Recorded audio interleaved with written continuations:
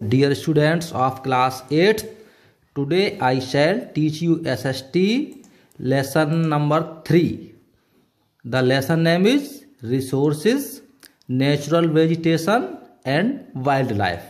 इस अध्याय के अंतर्गत आप प्राकृतिक वनस्पति और वन्य जीवधारियों के विषय में पढ़ेंगे। ये जो संसाधन के रूप में होते हैं, तो आप हेडिंग को देखेंगे, importance of natural vegetation and wild life. प्राकृतिक वनस्पति और वन्य जीवों का हमारे जीवन में क्या महत्व होता है। दूसरा हेडिंग है फैक्टर्स अफेक्टिंग नेचुरल वेजिटेशन, वे कारक जो प्राकृतिक वनस्पति को प्रभावित करते हैं। थर्ड नंबर हेडिंग है क्लासिफिकेशन ऑफ नेचुरल वेजिटेशन, इसमें वनस्पतियों के वर्गीकरण के विषय में बताया गया है। और नेक्स्ट हेडिंग है natural vegetation in India, Bharat में प्राकृतिक वनस्पति। Next heading conservation of natural vegetation, इस प्राकृतिक वनस्पति का संरक्षण किस प्रकार से किया जाए।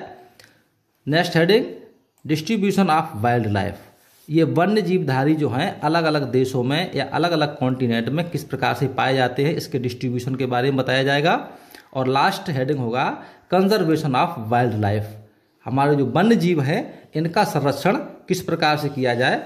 तो ये इन हेडिंग के अंतर्गत आपको इस लेसन में जानकारी दी जाएगी। ज्योग्राफिकल टर्म में सबसे पहले आप सेंचुरी का मतलब क्या होता है। ये सेंचुरी जो है a protected area for the wild animals, जंगली जानवरों के लिए किसी क्षेत्र विशेष को सुरक्षित किया जाता है, जिसे हम सेंचुरी कहते हैं। नेशनल पार्क, इसे राष्ट्रीय उद्यान भी कहते हैं। An area strictly reserve for wild life, यह एरिया जो होता है बहुत सख्ती के साथ इसको रिजर्व किया जाता है वन्य जीवों के लिए, यहाँ पर शिकार आदि करना मना होता है। Biosphere reserve, a huge area where wildlife is protected, इसे भी उसी चीज़ की एरिया में रखते हैं। इसको भी हम एक बहुत बड़ा एरिया होता है जहाँ पे वन्य के जीवधारी रहते हैं, उनको सुरक्षित रखा जाता है और किसी भी वहाँ रहने वाले मनुष्य को लाइफ स्टाइल को परिवर्तित नहीं किया जाता है, क्योंकि जंगल में कुछ आदिवासी लोग भी रहते हैं और जानवर भी रहते हैं, तो किसी बिना आदिवासी को निकाले हुए उसको भी वहाँ रहने दिया जाता है और वन्य के जो जीवधारी हैं उनको भी वहाँ रहने दिया जाता है। इसको हम बायोस्फीयर रिजर्व कहते हैं। और वाइल्ड लाइफ का मतलब होता है refers to any living organism living in its natural habitat, किसी भी जीवधारी के लिए उनका प्राकृतिक अधिवास प्रदान करना जो होता है वाइल्ड लाइफ कहलाता है। तो इंट्रोडक्शन में सबसे पहले आप इसके प्रस्तावना में देखेंगे, परिचय में देखेंगे, natural vegetation and wild life are valuable natural resources, प्राकृतिक जो वनस्पति है वो और जंतु हैं जो जीवधारी हैं वो बहुत ही कीमती होते हैं हमारी प्राकृतिक संसाधनों के रूप में। दे एक्सिस्ट इन द बायोस्फीयर, जो कि बायोस्फीयर में होते हैं या उनका अस्तित्व होता है। A place where the lithosphere, hydrosphere and atmosphere meet, ये जो बायोस्फीयर होता है वो तीन चीज़ों से मिलकर बनता है, जिसमें आपका स्थल मंडल, जलमंडल और वायुमंडल, तीनों मंडल मिलके बायोस्फीयर का निर्माण करते हैं। तो इस प्रकार से ये बायोस्फीयर में सारे जीवधारी आराम से अपना जीवन यापन करते हैं। Importance of natural vegetation and wild life, इन वनस्पति और जीवधारियों का हमारे जीवन में क्या महत्व होता है। The importance of natural vegetation and wild life is immense in the life of humans, हमारे मानवीय जीवन में प्राकृतिक वनस्पति और वन्य जीवधारियों का बहुत महत्वपूर्ण स्थान होता है। Plants provide us with oxygen, पौधों से हमें जीवनदायिनी श्वास मिलती है। आइटम्स ऑफ डेली यूज, और दैनिक प्रयोग के बहुत सारे वस्तुएं प्राप्त होती हैं। Food in the form of cereals, pulses, vegetables, और भोजन मिलता है किसके रूप में, दालों, सब्जियों, सेरेल्स और फलों के रूप में हम इसको प्राप्त करते हैं वनस्पतियों से। एंड अदर आर्टिकल्स लाइक, और अन्य तत्व भी हमें मिलते हैं जैसे timber, firewood, resin and medicine, दवाएं, लाख, गोंद, लकड़ी, टिम्बर इत्यादि चीज़ें भी हम जंगलों से प्राप्त करते हैं। Besides plants check soil erosion, और पौधों से जो मिट्टी का कटाव होता है वो भी रुकता है। कंट्रोल ग्लोबल वार्मिंग, जंगलों से जो वैश्विक तापन है उसमें भी कमी आती है, ये ग्लोबल वार्मिंग को कंट्रोल करते हैं। एंड प्रिवेंट फ्लड्स, और बाढ़ के नियंत्रण में भी वन या पौधे बहुत ही आवश्यक होते हैं, महत्वपूर्ण भूमिका निभाते हैं। They also support the livelihood of A number of tribal communities. जो आदिवासी लोग हैं, ट्राइबल कम्युनिटीज के लोग हैं, वो जंगलों में रहते हैं, उनके लिए आदिवास की व्यवस्था भी जंगलों से ही होती है। एंड फॉरेस्ट ड्वेलर्स, जो लोग जंगलों में रहते हैं, natural and its forest also provide home to the wildlife. तो आदिवासियों के लिए भी अधिवास प्रदान होता है जंगलों से, और जंगली जीवधारियों से भी जंगली जीवधारों को भी जंगलों से अधिवास की प्राप्ति होती है, अर्थात वो जंगल में आसानी से रह सकते हैं। Why should be save the rain forest, इन वर्षा वनों को हमें क्यों सुरक्षित रखना चाहिए, इसके विषय में आप नीचे पढ़ेंगे। Rain forest are an absolutely essential resource, ये अति आवश्यक संसाधन है। जो वर्षा वन होते हैं वो हमारे लिए अति आवश्यक संसाधन है। Let's know why it is our responsibility to save them. अब हम इसमें पढ़ेंगे कि इनका जो संरक्षण है वो हमारी जिम्मेदारी क्यों है, हमें इनका संरक्षण क्यों करना चाहिए। पहला पॉइंट है इसमें, indigenous people have thrived in rain forest since the beginning of time. प्राचीन काल से ही मनुष्य जो है जंगलों में रहता हुआ चला आया है, और उसने जंगलों से बहुत सारी चीज़ों को प्राप्त किया है। Many of them are facing extinction as the rain forest are diminishing. और आजकल वनस्पतियों के प्रयोग से बहुत सारी वनस्पतियां अत्यधिक प्रयोग के कारण से विलुप्त हो रही हैं। मनुष्य ने इतना अधिक प्रयोग किया है कि वनस्पतियां धीरे धीरे विलुप्त प्राय हो रही हैं। Without the rain forest to soak up rain and release it slowly. बिना जंगलों के वर्षा जो है वो धीमी हो रही है, सोकअप हो रही है, हम मतलब भीग नहीं पा रहे, अर्थात वर्षा कम हो रही है और बहुत धीमी गति से हो रही है। Floods and droughts would become more common and global warming and climate change would be accentuated। इन वनों की कमी से बाढ़ें आ रही हैं, सूखा पड़ रहा है, ग्लोबल वार्मिंग बढ़ रही है, और जलवायु में परिवर्तन भी हमें दिखाई देता है। जंगल अगर होंगे तो इन समस्याओं से निदान मिलेगा। जंगलों की कमी से इन समस्याओं से हमें जूझना पड़ रहा है। लास्ट पॉइंट है इसमें, rain forest are a place for migratory birds to the live during harsh northern winters. जब सर्दी का मौसम होता है, उत्तरी इलाके में बहुत अधिक सर्दी पड़ती है, तो बहुत सारे प्रवासी पक्षी यहाँ आते हैं और अपना अधिवास इन्हें बनाते हैं। तो अगर जंगल नहीं होंगे तो यहाँ पर कोई भी प्रवासी पक्षी नहीं आएगा। When A rain forest is cut the soil erodes and the land becomes a desert। जब ये हम जंगल कटवा डालते हैं, ये जंगल काट दिए जाते हैं, तो हमारी मिट्टी का बहुत कटाव होता है और जो भूमि है वो एक मरुस्थल का रूप धारण कर लेती है, अर्थात उपजाऊ भूमि खत्म हो जाती है। We need to change the way we use the rain forest land to keep it rich and verdant, our atmosphere clear and healthy and the abundance that thrives here available to future generation। We need to change the way used to rain forest। हमें जंगलों के जो प्रयोग करने का तरीका है वो बदलना पड़ेगा। Land rich to keep rich and verdant. हमें अपनी जो भूमि है उसको हरा भरा रखना है, उपजाऊ बनाना है।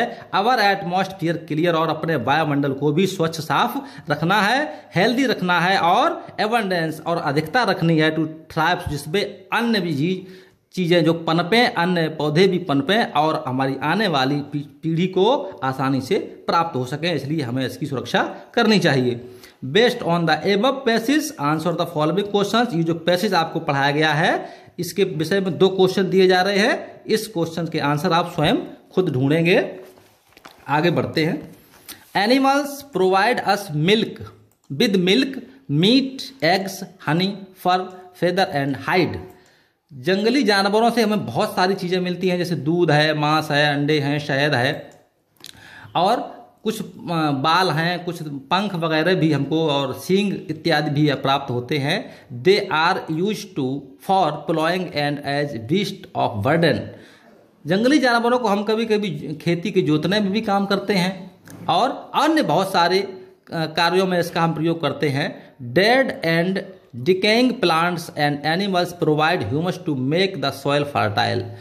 जो मरे हुए पौधे हैं या जीवधारी हैं वो जब मर के मिट्टी में मिल जाते हैं तो अधिक ह्यूमस हो जाता है और जो कि हमारी मिट्टी के लिए बहुत ही उपजाऊ बनाने में सहायक होता है। Animals help in maintaining the balance in the ecosystem through food chain and the food web. ये जो एनिमल्स जो होते हैं वो हमें सहायता करते हैं एक पारिस्थितिकी तंत्र को बैलेंस करने में। इसकी जो इसका संतुलन है हमारे तंत्र का, इसको बैलेंस करने में ये पौधे और जंतु बहुत ही सहायता करते हैं। हमारी फूड चेन और फूड वेब, खाद्य जाल और खाद्य श्रृंखला दोनों को संतुलित करने में पौधे और जानवर दोनों ही सहायता करते हैं। The interaction between plants and animals, जो एक सहसंबंध होता है पौधों और जंतुओं के बीच में, with their environment is called an ecosystem. Ecosystem किसे कहते हैं? पौधों और जीव जंतुओं के बीच में जो सहसंबंध होता है उसको हम इकोसिस्टम या पारिस्थितिकी तंत्र कहते हैं। फैक्टर्स अफेक्टिंग नेचुरल वेजिटेशन, वे कारक जो प्राकृतिक वनस्पति को प्रभावित करते हैं उनके विषय में पढ़ेंगे आप। Natural vegetation refers to the original vegetation of any human interference. Natural vegetation refers to the original vegetation. इसका प्राकृतिक वनस्पति का मतलब वो होता है जो ओरिजिनल है, अर्थात जो स्वयं से उगी है वो प्राकृतिक वनस्पति होती है। जो वनस्पतियां स्वयं से उगती हैं उनको प्राकृतिक वनस्पति कहते हैं। ऑफ एनी ह्यूमन इंटरफियरेंस, जिसमें मनुष्य का कोई इंटरफियर नहीं होता है। The growth of natural vegetation depends on climatic factors. वनस्पतियों के उगने में क्लाइमेट यानी जलवायु का बहुत बड़ा योगदान होता है, जैसे like the temperature and moisture, नमी तापमान, इन दो फैक्टरों का बहुत बड़ा योगदान होता है। क्योंकि बिकॉज प्लांट्स रिक्वायर एयर, पौधों को हवा चाहिए, सनलाइट सूर्य की रोशनी चाहिए, वाटर पानी चाहिए, एंड न्यूट्रिएंट्स टू ग्रो, और उगने के लिए अन्य पोषक तत्वों की आवश्यकता होती है जो हमें टेम्परेचर और मॉइस्चर से प्राप्त होते हैं। There is a wide variety in natural vegetation, हमारे यहाँ बहुत सारी प्राकृतिक वनस्पतियाँ पाई जाती हैं। बिकॉज, क्योंकि the factors influencing the growth of plants vary from place to place. There is a wide variety in natural vegetation, हमारे यहाँ बहुत सारी प्राकृतिक वनस्पतियाँ पाई जाती हैं क्योंकि जो कारक हैं वो प्रभावित करते हैं इसकी ग्रोथ को। पौधों की जो बढ़ोतरी होती है उसमें यहाँ की जो क्लाइमेट है वो बहुत ज़्यादा प्रभावित करती है। फॉर प्लेस टू, अलग अलग स्थानों पर अलग अलग प्रकार की क्लाइमेट पाई जाती है और अलग अलग प्रकार के पौधे पाए जाते हैं। तो इसमें 3 पॉइंट दिए जा रहे हैं। पहला पॉइंट है रिलीफ ऑफ लैंड, हमें ये देखना होगा कि ये कारक के रूप में रिलीफ ऑफ लैंड का मतलब भूमि की स्वरूप कैसा है, ऊंची नीची है या समतल है। नंबर 2 पे क्लाइमेट, जलवायु की दशा कैसी है, इससे हमारी नेचुरल वेजिटेशन प्रभावित होती है। तो इसमें टेम्परेचर और मॉइस्चर, तापमान और नमी, 2 चीज़ें बहुत आवश्यक होती हैं। और थर्ड पॉइंट है ह्यूमन फैक्टर्स, इसमें यह देखना जाता है मनुष्य भी एक बहुत बड़ा कारक है प्राकृतिक वनस्पति के लिए। इसमें इकोनॉमिक डेवलपमेंट ऑफ रीजन, उस क्षेत्र का जो आर्थिक विकास है वो इस पर बहुत ज़्यादा निर्भर करता है। अब इसका वर्गीकरण के विषय में बताएंगे आपको। क्लासिफिकेशन ऑफ नेचुरल वेजिटेशन, प्राकृतिक वनस्पति को कितने भागों में बांटा गया है। तो natural vegetation can be classified in 2, इनको हम forest, grassland, shrubs, desert and tundra vegetation, इसको हम जंगलों में, घास के मैदानों में, झाड़ियों में, मरुस्थली इलाके और टुंड्रा वेजिटेशन या टुंड्रा जो सर्दी के इलाके वनस्पति पाई जाती है, इन नामों से हम इसको क्लासिफाइड करते हैं, वर्गीकृत करते हैं। तो सबसे पहले फॉरेस्ट पे आते हैं। जंगल क्या होते हैं? Forest can be describe as clusters of trees, ये पौधों का समूह होता है। फॉरेस्ट का मतलब पौधों का समूह है। ग्रोइंग क्लोज टुगेदर, जो कि ये बहुत घने घने उगते हैं। Sometimes the trees grow too close together that their tops from a canopy form which even sunlight can not penetrate. कभी कभी पौधे इतने घने होते हैं कि उनकी पत्तियां एक दूसरे से इतनी सटी हुई होती हैं कि सूर्य की रोशनी या सूर्य की किरणें इन पत्तियों को चीरकर नीचे नहीं आ पाती हैं, अर्थात घुस नहीं पाती हैं और सनलाइट इनके नीचे कभी नहीं आ पाती है। Forest grow in hot and humid climate. जंगल जो है वो कहाँ उगते हैं? हॉट गर्म इलाके में एंड ह्यूमिड या नम इलाके में, and are not found in very cold regions. और ये पौधे जो है बहुत अधिक सर्दी वाले इलाके में नहीं उगते हैं या कम से कम उगते हैं। They can be divided broadly into 2 types. इनको हम 2 भागों में मुख्य रूप से बांटते हैं। सबसे पहला है एवरग्रीन एंड डेसिडियस फॉरेस्ट, सदाबहारी वन और पतझड़ वाले वन। मतलब डेसिडियस का मतलब वो होता है जिसमें ये पौधे पत्ते गिराते हैं। एवरग्रीन वाले पौधे वो होते हैं इनकी पत्तियां कभी नहीं गिरती या एक साथ में नहीं गिरती हैं। However, these broad varieties have several subgroups। इन जो वैरायटी आपको बताएंगे, प्रजातियां बताई गई हैं, इसकी बहुत सारी उपजातियां भी हैं जिनका नीचे वर्णन किया जा रहा है। तो सबसे पहले आप एवरग्रीन फॉरेस्ट के बारे में पढ़ेंगे, अर्थात जो ऐसे जंगल जिन पेड़ों की पत्तियां एक साथ में नहीं गिरती हैं, इनको सदाबहारी वन कहते हैं। Evergreen forest drive their name from the fact that their trees do not shed leaves in any particular season। किसी ऋतु विशेष में इन पेड़ों की पत्तियां एक साथ नीचे कभी नहीं गिरती हैं। Thus these forests remain green throughout the year। इस प्रकार से ये पौधे पूरी साल भर हरे भरे बने रहते हैं। Evergreen forest are divided into 4 सब ग्रुप्स।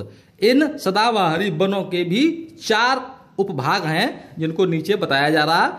तो सबसे पहला उपभाग है ट्रॉपिकल एवरग्रीन फॉरेस्ट। इसे हम उष्णकटिबंधीय सदाबहारी वन भी कहते हैं।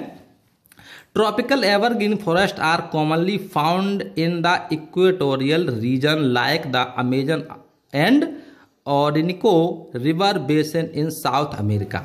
ये जो ट्रॉपिकल एवरग्रीन फॉरेस्ट जो हैं वो ज़्यादातर विषुवत रेखीय क्षेत्रों में पाए जाते हैं, जैसे अमेजन और ओरिनिको नदियों के जो बेसिन है उनका तलहटी इलाका है उनमें पाए जाते हैं, और साउथ अमेरिका में भी ट्रॉपिकल एवरग्रीन फॉरेस्ट पाए जाते हैं।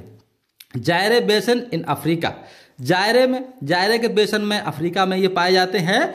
The south east Asian countries, south east मतलब दक्षिण पूर्व के जो देश हैं, दक्षिण पूर्वी एशियाई देश हैं, उनमें भी ये पाए जाते हैं। इन देशों के नाम है Indonesia, Malaysia, Cambodia, Vietnam, new Guinea and parts of Philippines. और फिलीपींस के भागों में भी ट्रॉपिकल एवरग्रीन फॉरेस्ट पाए जाते हैं। They have hot and wet climate. जहां पर इन स्थानों पर उष्ण और नम जलवायु पाई जाती है थ्रू आउट द ईयर। पूरी वर्ष यहाँ पर इस प्रकार की हॉट एंड वेट क्लाइमेट पाई जाती है, वहां पर ट्रॉपिकल एवरग्रीन फॉरेस्ट उगते हैं। These forest mostly have hardwood trees that are tall and dense with broad leaves. ये जो जंगल होते हैं वो मुख्य रूप से इनकी लकड़ी जो पेड़ों की है बहुत ही कठोर होती है। ये पेड़ बहुत ही लंबे होते हैं और इन पेड़ों की पत्तियां जो हैं बहुत काफ़ी चौड़ी होती हैं। ऑफन दीज टाल ट्रीज फ्रॉम ओवरहेड कैनोपीज। और जब ये पेड़ बहुत घने होते हैं, पत्ती चौड़ी होने के कारण से ऊपर से एक शंकुआकार आकृति हो जाती है। These trees here are found at various heights giving rise to varieties of different levels of vegetation। घने होने के कारण इनकी लंबाई अधिक हो जाती है और विभिन्न प्रकार के पौधों की हाइट बहुत ज़्यादा हो जाती है, और लेवल्स ऑफ द वेजिटेशन, और इनका जो स्तर है वनस्पति का वो भी थोड़ा चेंज हो जाता है। These trees include mahogany. इन पौधों में जो पौधे हैं उनके नाम बताए जा रहे हैं, जैसे महोगनी, इवोनी, सिनकोना, रोजवुड एंड रबड़ इत्यादि ये पौधे हैं। रबड़, रोजवुड, सिनकोना, इवोनी, महोगनी ये पौधे जो है ट्रॉपिकल एवरग्रीन फॉरेस्ट में पाए जाते हैं।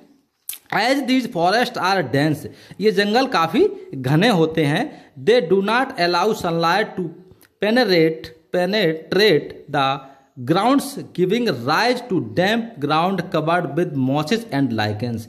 चूंकि इनकी पत्तियां चौड़ी होती हैं, जंगल बहुत घने होते हैं, सूर्य की रोशनी इनके अंदर तक नहीं जा पाती है, तो इनके नीचे बहुत सारे शैवाल और काई इत्यादि मॉसेस एंड लाइकेन उगाते हैं और उस जमीन को ढक लेते हैं। Climbers and giant creepers called lianas to grow here.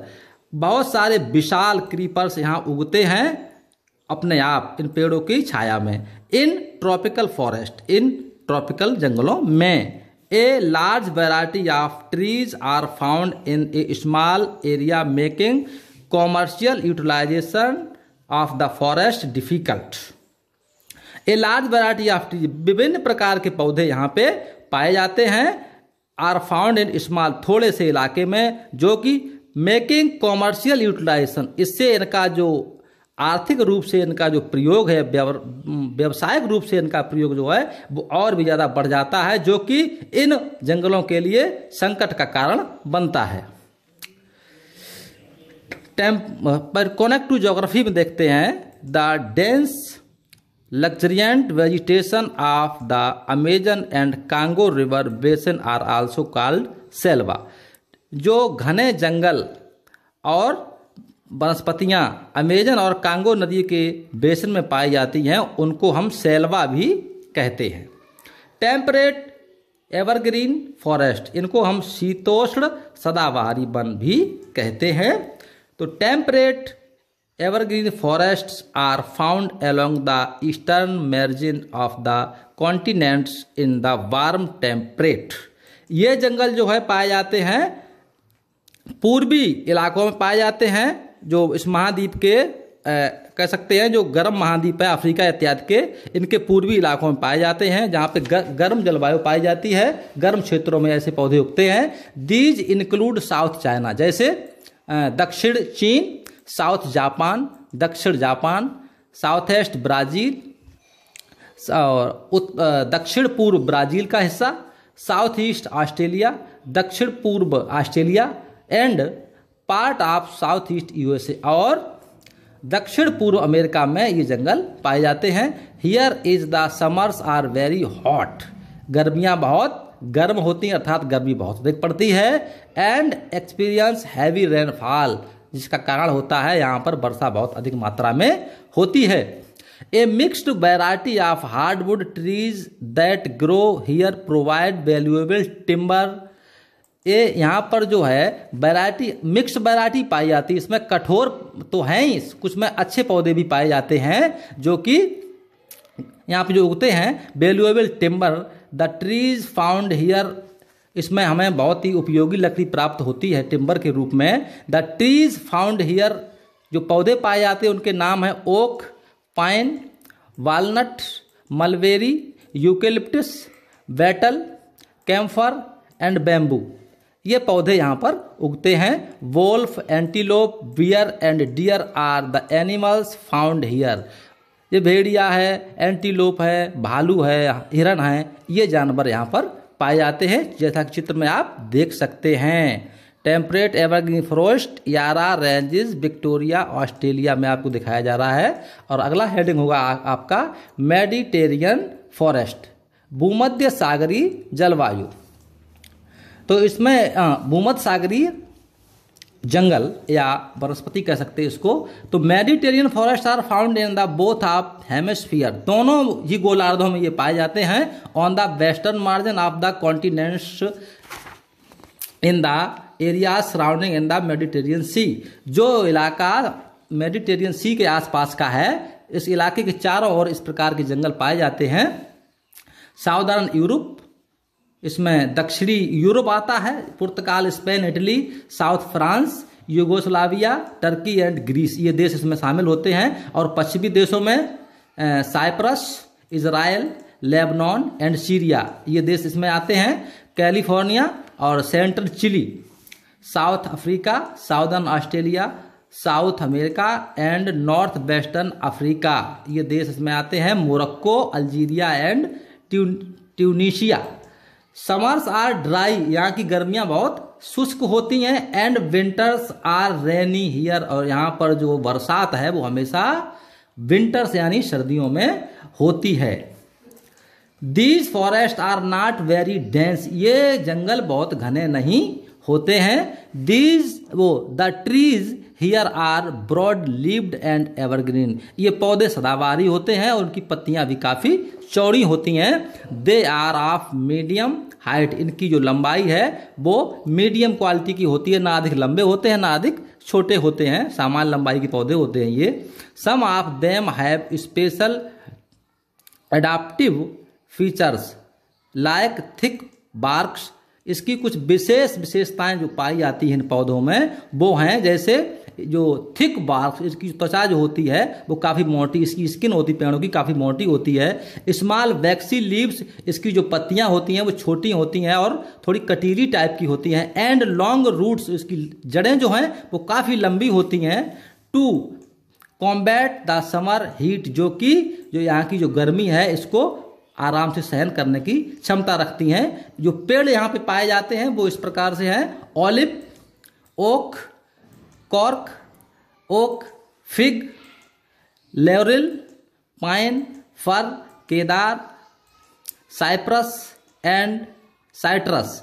Fruits like, अब ये तो पौधे बताए जा रहे हैं जो पाए जा रहे हैं, इसमें फ्रूट भी बताया जा रहा है। फल कौन कौन से होते हैं, तो इसमें orange and lemon grow here, नींबू संतरा भी यहाँ पे उगते हैं।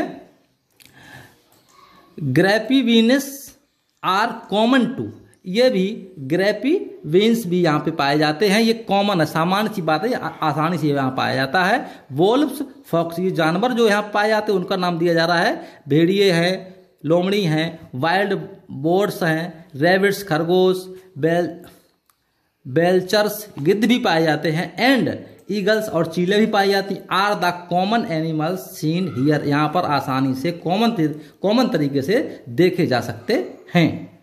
कॉनिफेरस फॉरेस्ट, इसे शंकुधारी वन कहते हैं। ये इनका आकार शंकु आकार हो जाता है, ऊपर की तरफ ये कम होते हैं, नीचे की तरफ फैले हुए होते हैं, इसी शंकु आकार कहते हैं इनको। Popularly known as taiga coniferous forest are found between 55 degree and 70 latitude in the both hemisphere, दोनों ही गोलार्धों में टैगा इलाके में कॉनिफेरस फॉरेस्ट पाए जाते हैं, और जो कि 55 डिग्री और 70 डिग्री के बीच के अक्षांशों में दोनों गोलार्धों में ये पाए जाते हैं। दे इंक्लूड साउथ चाइना, ये साउथ कनाडा में भी पाए जाते हैं, साउथ अलास्का में पाए जाते हैं, Norway, Sweden, Poland, Finland, North Russia and Siberia, इन देशों में ये कॉनिफेरस ट्रीज या फॉरेस्ट पाए जाते हैं। The temperature is low here all year round, यहाँ का जो तापमान है हमेशा गिरा हुआ अर्थात कम रहता है, पूरे वर्ष भर यहाँ मतलब सर्दी का मौसम रहता है, क्योंकि टेम्परेचर यहाँ का बहुत ही कम रहता है। The trees are tall and straight with small needle like leaves, trees कैसे होते हैं, बहुत लंबे होते हैं, straight with small needle like leaves, इन पेड़ों की पत्तियां जो होती हैं वो ऐसी बहुत ज्यादा नुकीली होती हैं, सुई की तरह।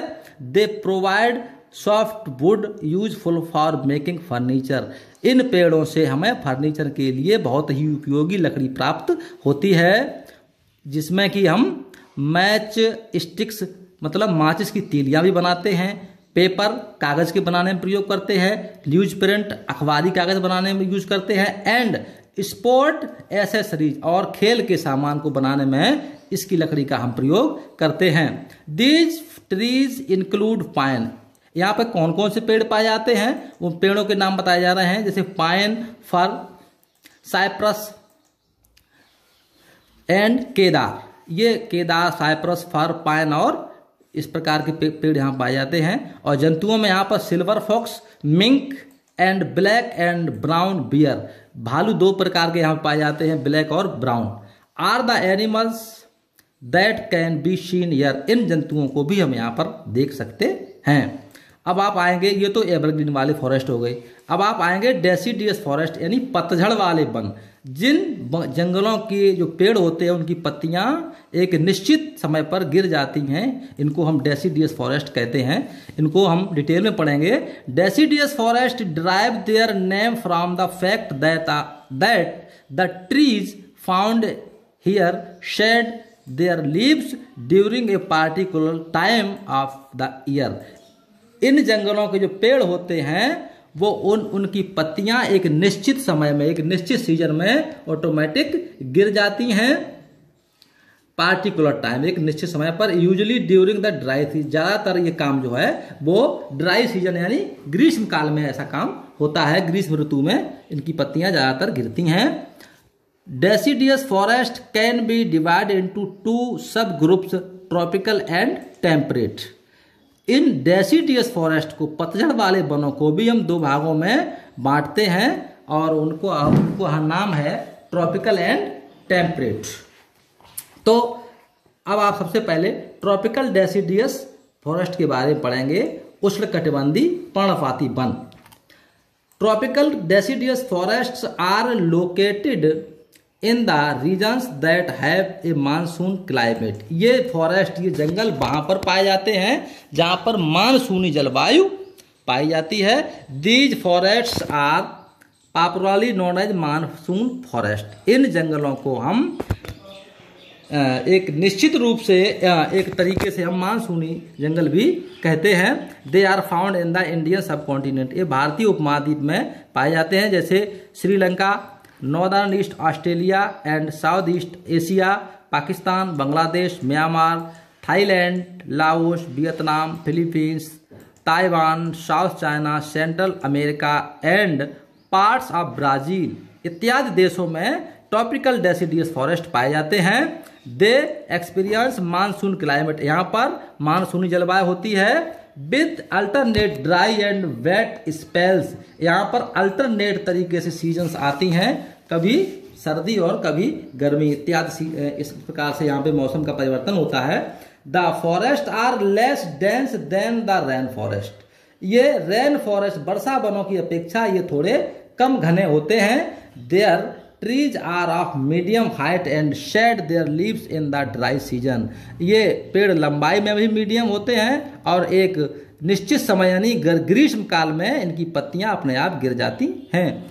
They have commercial value and include.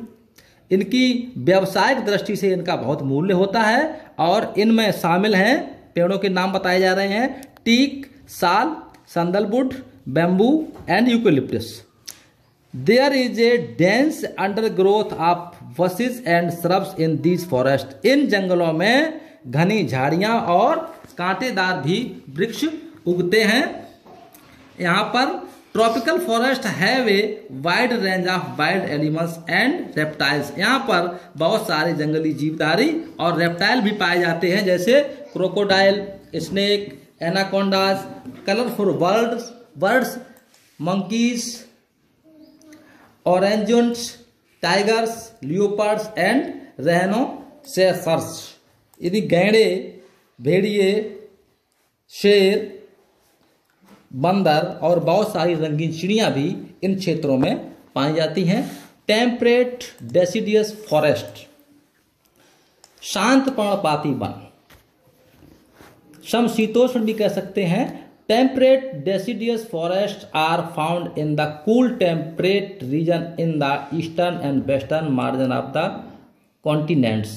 East west margin में ये जंगल पाए जाते हैं और यहाँ की जो जलवायु है वो काफी ठंडी टाइप की जलवायु होती है।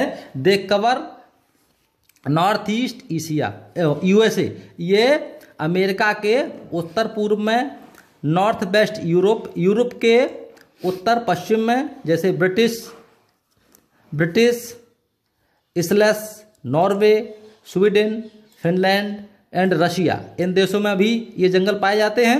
नॉर्दर्न पार्ट ऑफ चाइना के उत्तरी भाग में, एंड जापान में। North and south Korea, north और साउथ कोरिया में भी ये जंगल पाए जाते हैं। Southern part of the Chile के दक्षिणी भाग में, एंड न्यूजीलैंड, और पूरे न्यूजीलैंड में टेम्परेट डेसिडियस फॉरेस्ट पाए जाते हैं।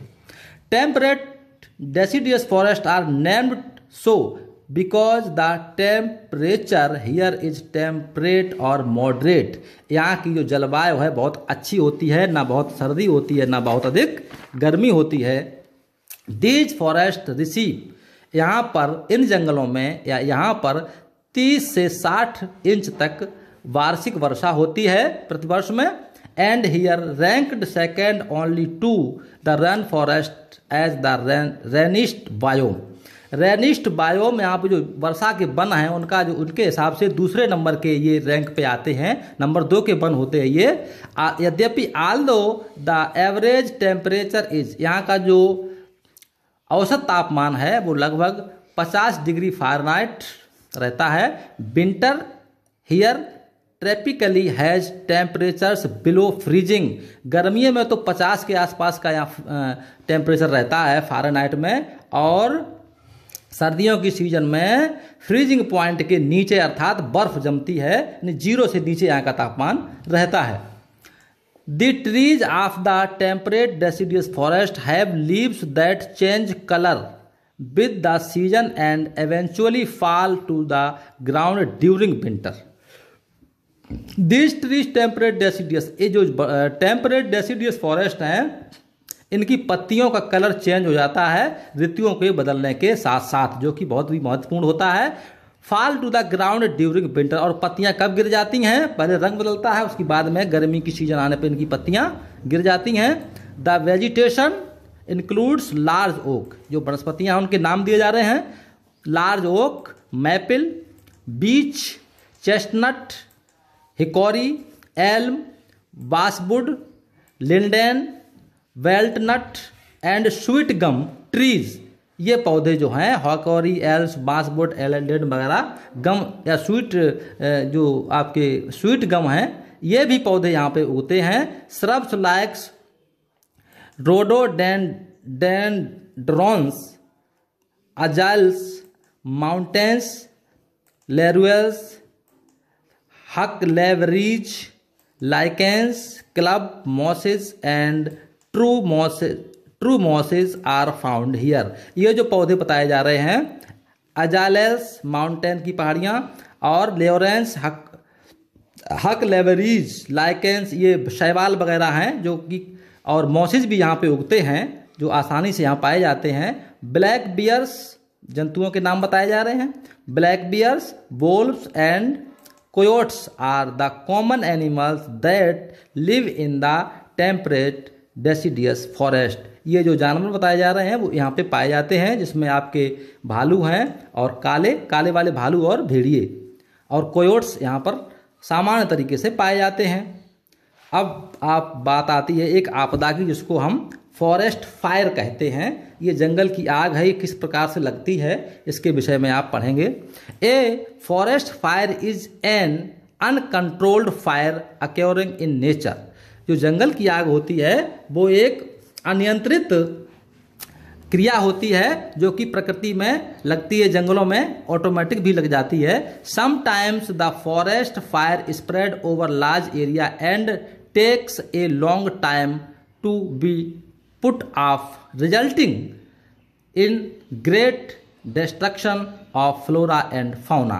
कभी कभी ये आग जब अपने आप लगती है तो बहुत बड़ा नुकसान कर देती है, जिसका परिणाम होता है कि बहुत जो फ्लोरा एंड फाउना, जो जीवधारी हैं और वनस्पति हैं, उसका बहुत बड़ा नुकसान हो जाता है। जंगल की आग से वनस्पति और जीवधारी दोनों के लिए हानि पहुंचती है। A forest fire is also called, जो जंगल की आग होती है उसको हम wild fire, brush fire, bush fire और ग्रास फायर के नाम से भी जानते हैं।